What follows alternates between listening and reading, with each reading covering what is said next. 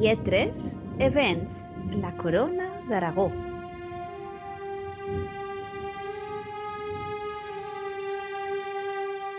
La història de Parsifal es desenvolupa a les fredes i inhòspites muntanyes dels Pirineus orientals, on, segons el poema que inspira l'òpera, hi havia un recinte sagrat anomenat Montsalvat, que custodiava el Sant Greal.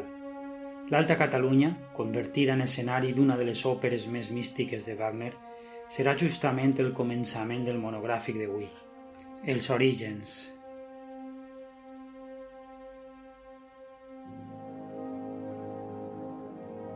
En monogràfics anteriors hem tractat alguns dels moments més decisius de la Corona d'Aragó, que determinaren la seva evolució, com per exemple ha estat el compromís de Casp o les guerres mediterrànies.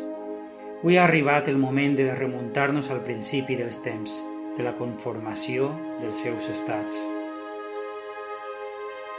Per descomptat, es fa necessari retrocedir al regne visigòtic de Toledo, últim vestigi de la unitat que els romans havien modelat a les terres d'Ibèria. Un estat unitari sacsejat per conflictes dinàstics i inestabilitats successòries pròpies d'una monarquia feble. A principis del segle VIII, les pugnes de la noblesa visigòtica, que covejava sempre posar en el poder a algú dels seus, podrien haver sigut unes més de tantes si no haguera estat per la proximitat de milers d'efectius de les forces islàmiques de Tariq, a l'altra banda de l'estret. Les oportunitats d'obtindre un botí fàcil eren elevades.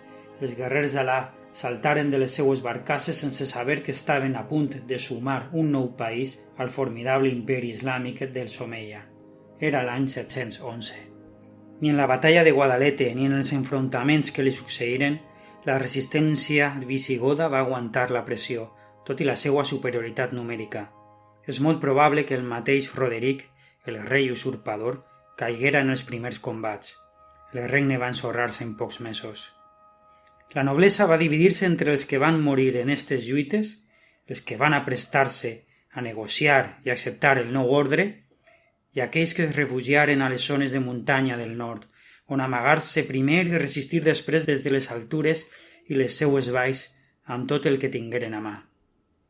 La història d'Espanya ha posat sempre major èmfasi en els fets i gestes que ocorregueren als territoris occidentals i que van donar lloc a la formació del Regne d'Astúries.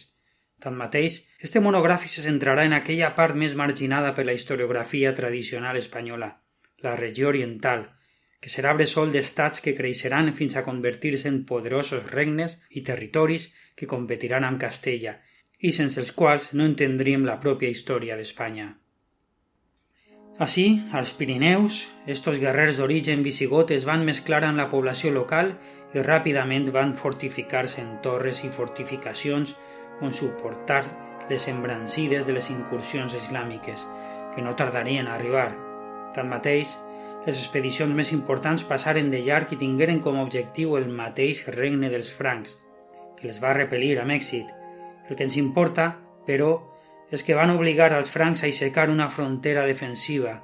La resposta més contundent a l'amenaça islàmica la donaria Carlemany, qui va organitzar la part meridional en uns territoris administratius amb un caràcter exclusivament defensiu.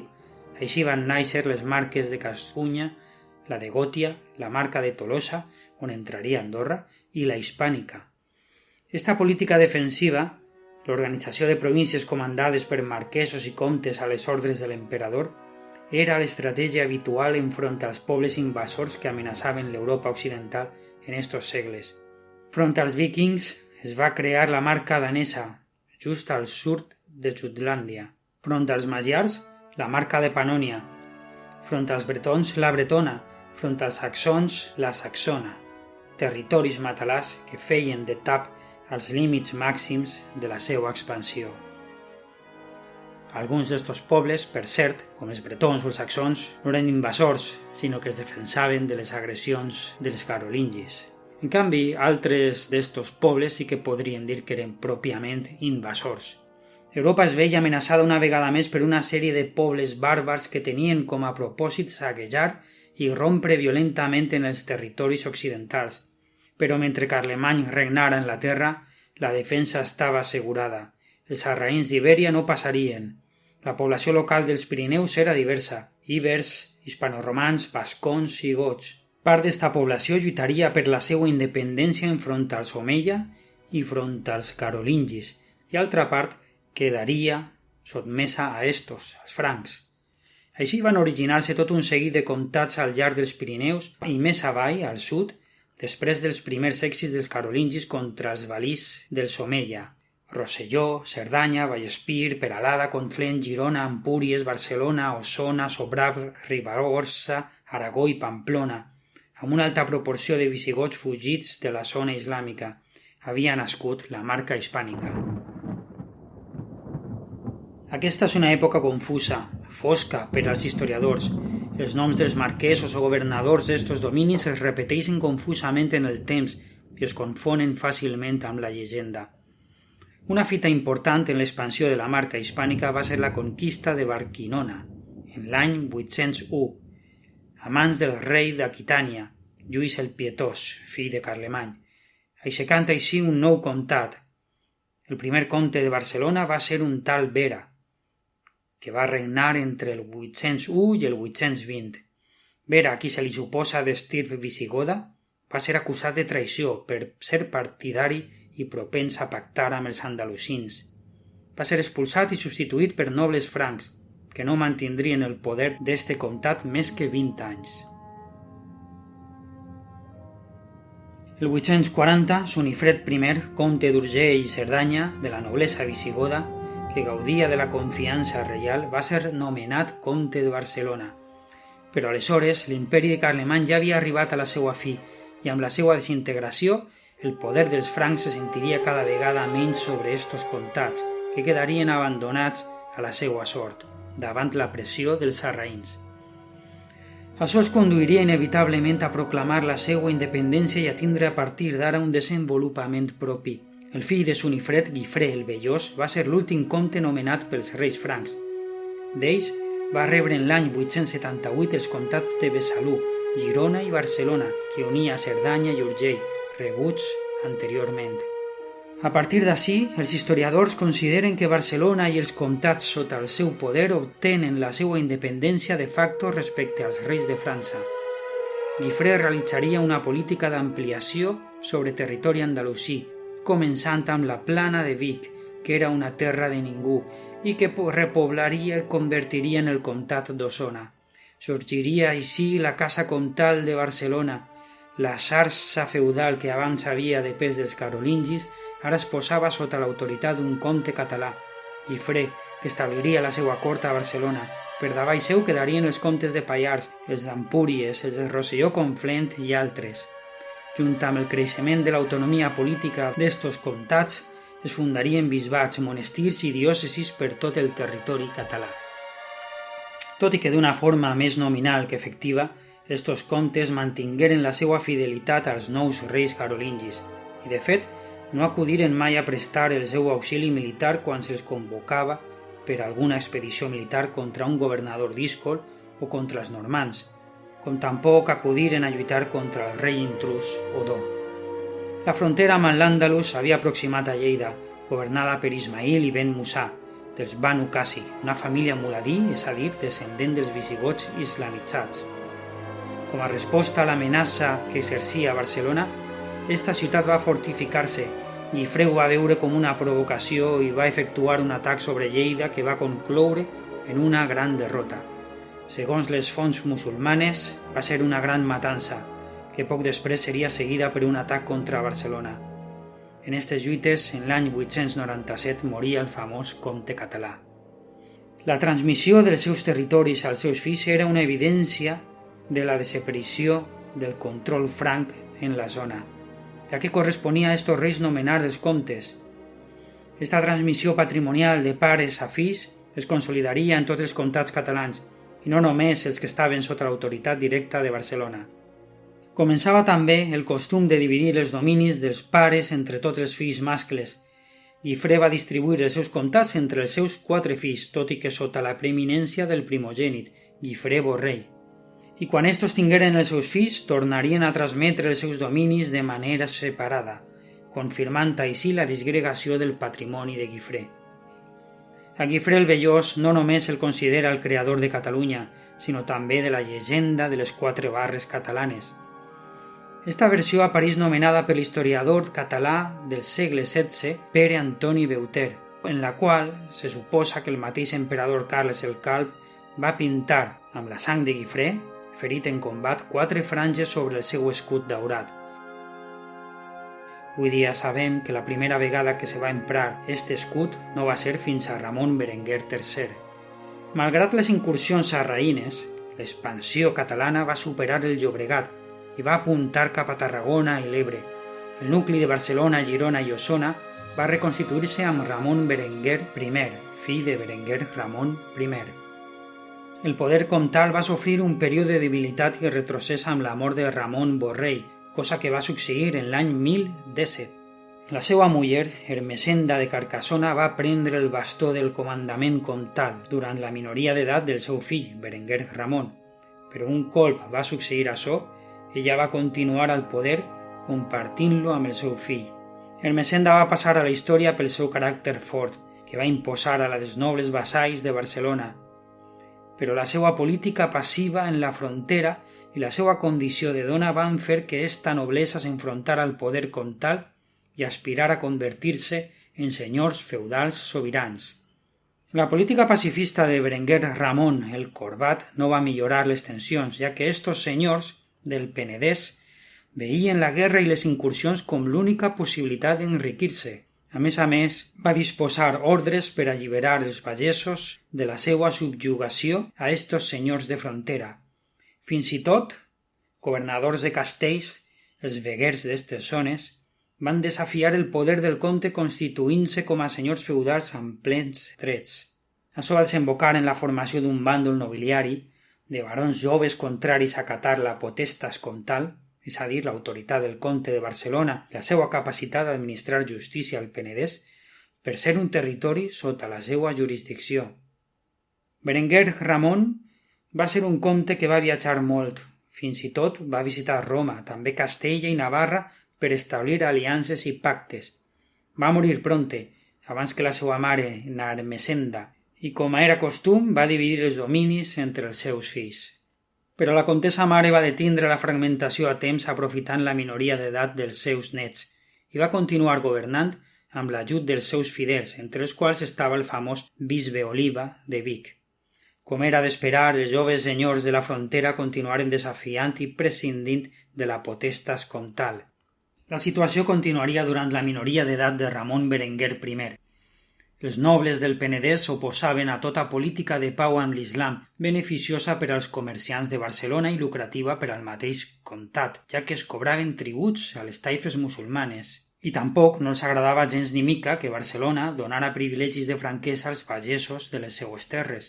La situació era de franca rebel·lia contra Ermessenda, però Ramon Berenguer, en arribar a la seva majoria d'edat, es posicionà al seu costat enfront de la seva àvia. I quan es va reconciliar amb esta, els nobles penedesencs s'enfrontaren a ell rabiudament, arribant fins i tot a atacar el palau comtal. Este intent de cop d'estat va fracassar gràcies a la intervenció de les masses urbanes de Barcelona, que temien un empitjorament dels seus drets si els joves barons del Penedès es feien amb el poder. Els nobles involucrats hagueren de retractar-se i demanar perdó al comte. També va ser de gran ajuda l'acció de Ermessenda, però la relació amb ella va empitjorar una altra vegada quan ésta va voler obligar-lo a casar-se amb Blanca de Narbona, i com ell s'hi negà i preferí casar-se amb Almodis de la Marca, Ermessenda va aconseguir del papa que ell s'excomunicara, pretextant que Almodis havia abandonat el seu anterior marit, el comte de Tolosa. Per cert, veiem ací el començament d'una política matrimonial amb els comtats occitans que seria l'origen de la influència catalana sobre estos territoris i que terminaria amb la croada francesa contra els càtars o albigesos vassalls de Catalunya-Aragó. Però això és una altra història, potser tema a tractar per a un futur podcast de Lletres Events. Tornem al Penedès. L'excomunió, com és lògic, va empitjorar la posició de Ramon Berenguer enfront dels nobles díscols, ja que els donà ales per a fer de les seues per tot el territori català. Envalentits com estaven per la situació del comte, fins i tot intentaren induir als reis de Tortosa i Lleida a no pagar els tributs a Barcelona. La situació va esdevindre ingovernable per a Ramon Berenguer, amb l'oposició d'una aliança de nobles i de la seva àvia. però esta, quan es va adonar que la seva actuació no havia fet més que debilitar el poder comtal i enfortir els barons rebels, va rectificar rotundament i va donar suport al seu net. I quant a l'excomunió, va intercedir davant del papa per a que la retirara. Ermessenda va morir l'any 1058. Resolta la situació amb la seva àvia, després d'uns anys aconseguí imposar-se al Penedès i reafirmar l'autoritat comtal sobre tota Catalunya. I una vegada fet això, vam emprendre una sèrie de campanyes contra els reis musulmans pròxims a Catalunya, per primera vegada des dels temps del seu avi. Però com l'expansió per terres islàmiques posava en perill el cobrament de tributs o paries, finalment Ramon Berenguer i la seva dona orientaren l'adquisició de nous dominis a terres occitanes. Això els va conduir a negociar la compra de Carcassona i Racés vista al repartiment de béns entre els seus 3 fills. A este compte se li atribueix també la promulgació dels usatges de Barcelona, codi legal que suposava una adaptació de la legislació visigòtica, del Liber Judiciorum, a la nova societat feudal i on es contemplaven tota una sèrie de situacions i qüestions originades pel feudalisme. Estem en el segle XI, la centúria en la que l'ordre feudal arriba a la seva màxima expressió, com també suposa la culminació de les relacions vasallàtiques entre els reis i els nobles i entre la mateixa noblesa feudal. Els usatges de Barcelona amb el temps es convertirien en la base del dret consuetudinari català, fins que els decrets de nova planta els relegaren a un nivell inferior i acabaren superades per les lleis centralitzadores de l'estat espanyol. Però potser la fita més sorprenent del regnat de Ramon Berenguer, passades les agitacions nobiliàries, va ser l'assassinat de la seva muller, Almodis, a mans del seu primogènit, fill de la seva primera muller, disgustat perquè estos comtats adquirits a Occitània estaven destinats a un dels fills d'ella, Ramon Berenguer, el futur Ramon Berenguer II. L'homicidi, lògicament, va fer que perdera tots els seus drets i que aquests passaren als seus 2 germanastres, fills d'Almodis, que eren bessons, Ramon Berenguer i Berenguer Ramon, els quals estaven destinats a compartir el poder i cogovernar. Qui conega la història d'estos 2 germans sabrà que la cosa no va acabar bé. Ramon Berenguer II va caure en combat contra els musulmans, o més aviat eixa va ser la versió oficial, perquè la majoria dels nobles culparen Berenguer Ramon, al nom del qual se li va unir el qualificatiu de el fratricida. Pressionat i assetjat per esta lliga de nobles, el presumpte fratricida es va veure obligat a abdicar en favor del seu nebot, el futur Ramon Berenguer III, i a exercir ell mateix de tutor. Quan este va arribar a la majoria d'edat, el seu oncle va marxar en penitència a la primera croada, on va morir en l'any 1097.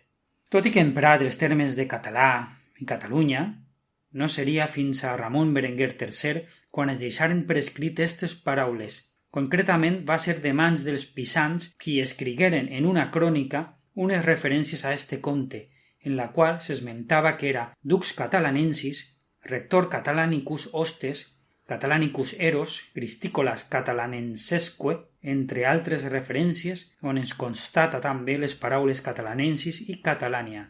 Per cert, segons una teoria, la paraula Catalunya provindria de Gotalàndia, terra dels gots, que era com els francs anomenaven a la regió de la Marca Hispànica per la població visigoda que s'hi concentrava.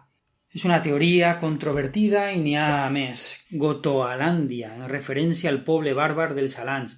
Una altra proposta és que el nom provindria de Otger Cataló, un heroi cavaller alemany que donaria el seu nom a esta regió. Una altra possibilitat és que l'origen estaria en terra de castells i que la paraula català, que significaria castellà, que significa senyor d'un castell, derivaria més tard en Catalònia o Catalània. Per descomptat, com sol passar, hi ha més propostes i no hi ha cap ni una que siga definitiva. Molt més clar és l'origen del nom Aragó. Els orígens d'este regne es remunten a un rierol de muntanya que té este nom i que descendeix des de la part alta dels Pirineus fins a desembocar en l'Ebre. Este nom, Aragó, està connectat al mateix temps amb el d'Aran, que en basc significa vall.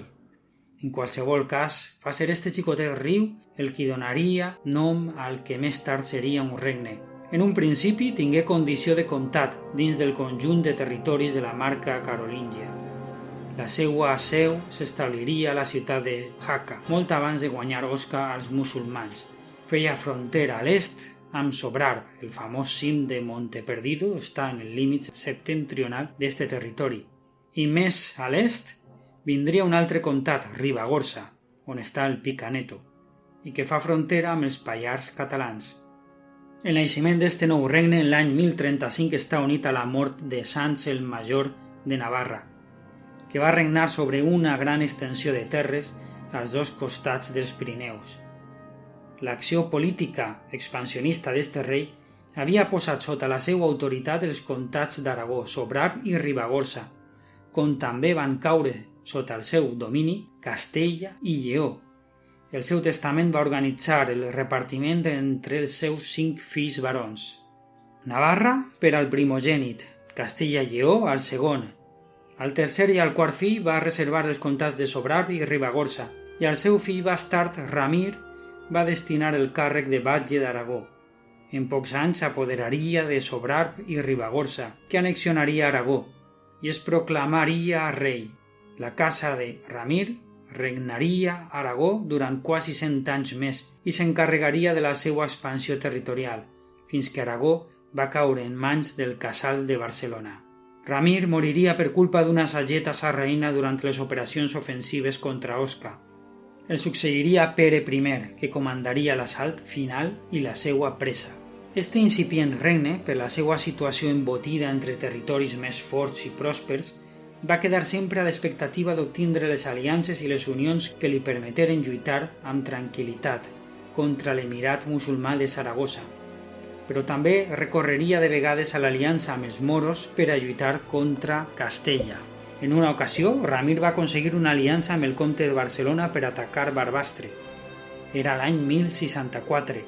L'expedició formava part de tota una operació internacional que comptava amb la benedicció del Sant Pare i que va culminar amb una gran massacre entre els defensors de la ciutat andalusina. Corregué la veu que més de 50.000 persones havien mort. Després d'esta carnisseria, els croats es retiraren amb un ric botí d'esclaus, deixant enrere una xicoteta guarnició que poc més tard seria passada per les armes en un contraatac dels moros de Lleida. És justament en este context de violència i d'aliances canviants entre cristians contra moros i moros i cristians contra cristians on hem d'ubicar la llegenda de l'Cid Campeador, convertit en prototip d'heroi cristià un segle després de les seues gestes. S'ha de dir que les molèsties i les despeses i els riscos que generaven les incursions militars acabaren per substituir-se per una pressió passiva contra els reis moros que consistia a cobrar-los tributs. Eren les anomenades paries. D'esta manera, agressors i agredits s'estalviaven les molèsties d'una guerra destructiva i incerta. S'ha de dir que abans, en els temps del califa Abderramán III i del gran Almansor, havien estat els cristians els qui les havien pagades.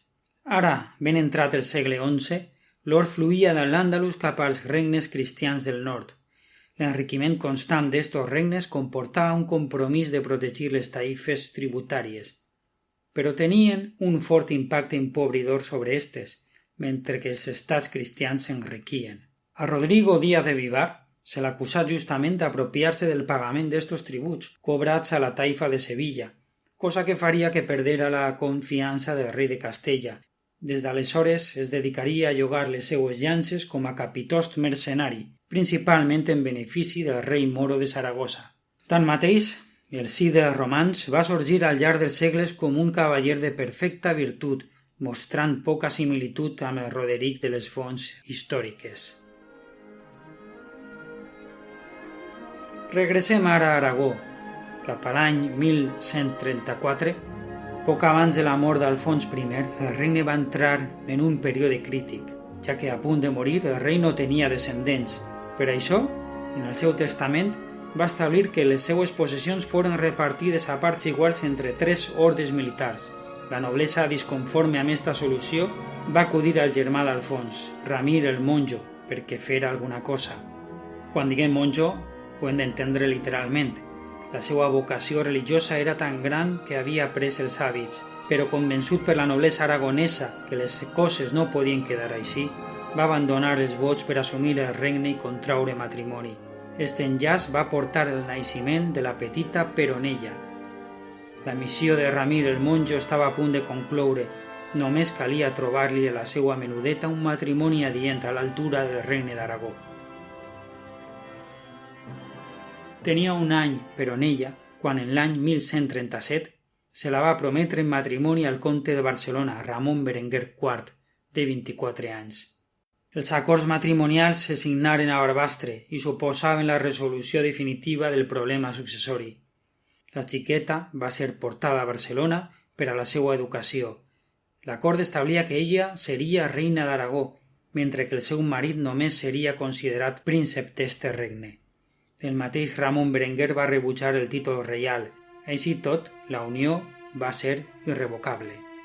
La boda se celebrà en l'any 1150 a Lleida i 7 anys més tard naixia un successor baró, el futur Alfons el Cast, primer rei de la corona et regnum Aragonie.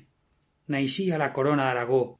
Tan prompte va enviudar, però en ella va renunciar a tots els seus drets sobre el regne en favor del seu fill.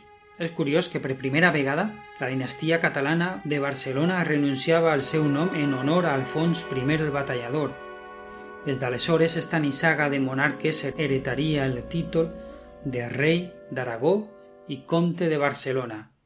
A efectes pràctics, la unió donava llum a una confederació d'estats. Cadascun preservava el seu idioma i les seues lleis i costums. Tanmateix, no podem ignorar que la part catalana era molt més pròspera, amb un litoral extens a la Mediterrània i amb el tret diferenciador que suposava la seva vocació marítima i comercial. Però també serà evident la contribució d'Aragó en els projectes mediterranis de Catalunya, que dotaria d'una força rellevant a la Unió capaç de fer de contrapès a la poderosa Castella. No trigaran a establir-se enllaços matrimonials amb Portugal per tal d'apuntalar l'equilibri amb la corona castellano-lleonesa. I bé, amb este acord matrimonial i el naixement de la corona d'Aragó, arribem a la fi d'este monogràfic. En futurs podcasts veurem i tractarem altres moments importants de la seva evolució. Esperem que hagueu passat una estona agradable en companyia de Lletres Events.